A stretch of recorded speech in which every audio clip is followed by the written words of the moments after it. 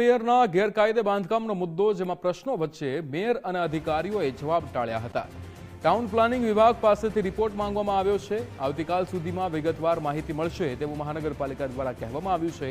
નિયમ મુજબ કાર્યવાહી કરવાનું મનપાનું રટણ છે। સામાન્ય માણસોના ગેરકાયદે બાંધકામ પર બુલડોઝર ફરી વળ્યા છે, ત્યારે નેતાઓના ગેરકાયદેસર બાંધકામ મુદ્દે મહાનગરપાલિકા કેમ મૌન છે તેવા સવાલો થાય છે।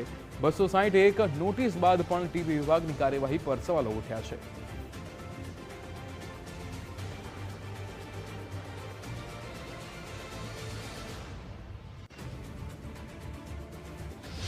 बावीस दिवस थशे लगभग अमने आव्या ने 22 दिवस में बांधकाम चालू थयुं होय तो सारी बात छे। अमे एनी तपास करावीशुं। 22 दिवस पहेला पण थयुं होय तो पण तपास करावीशुं। बुलडोजर गैरकायदेसर बांधकाम साबित थाय तो चोक्कस फरशे ज। आपणे साबित थाय एटले फरशे ज।